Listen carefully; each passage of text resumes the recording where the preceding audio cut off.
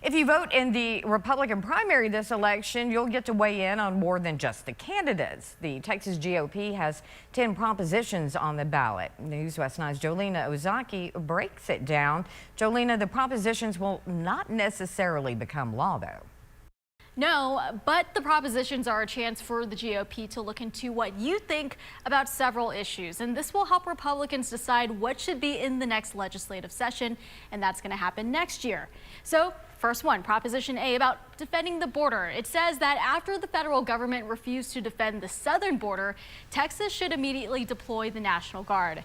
Texas military forces, even state law enforcement to seal the border, enforce immigration laws, and deport undocumented immigrants. Now, last year, Governor Abbott launched Operation Lone Star, which directs state military and law enforcement to the border to help both the federal and local government who are already trying to fight human and drug trafficking. So some of the money from the appropriated $1.8 billion will be spent on things like adding a razor wire and chain link fences along with a wall, since much of that land stretches into private property.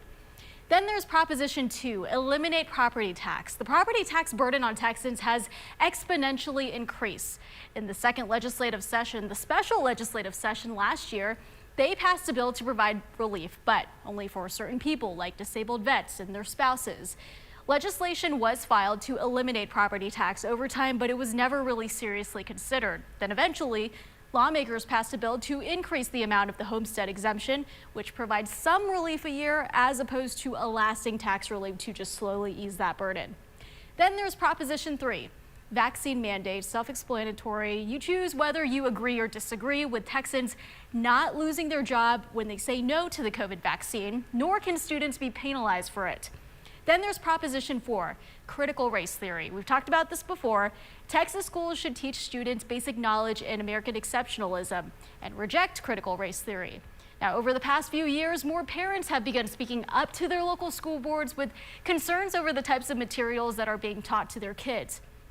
Well, after lawmakers talked about this, the governor has called to get some improvements to ban critical race theory. Then Proposition 5, the right to life. We know the heartbeat bill was passed, so this legislation doesn't prevent abortion altogether, but still makes it legal to obtain an abortion until a heartbeat is detected. Now, the Supreme Court is currently deciding a case that could weaken or overturn Roe versus Wade this year. When the authority to protect unborn children is returned to the states, then Texas must be prepared to defend. So that means this proposition will serve to encourage our elected officials to continue pushing a pro-life Texas or after until Roe versus Wade is reversed. Then there's Proposition 6. The Republican-controlled legislature should end the practice of awarding committee chairmanships to Democrats. So this was being brought up, if you remember, during last year's legislative session when the Democrats walked out and they couldn't reach quorum. So they didn't face any penalties at the time, and nothing was adopted to prevent something like this from happening again, which is why we bring it up. Proposition 7, election integrity, that Texas should verify that registered voters are American citizens and restore felony penalties for voter fraud. So the most controversial legislation last year was all about election integrity, which took several forms before it passed in the special session. Then there's Proposition 8, gender modification. Texas should ban transgender kids from using any kind of medication or even surgery when it comes to transitioning.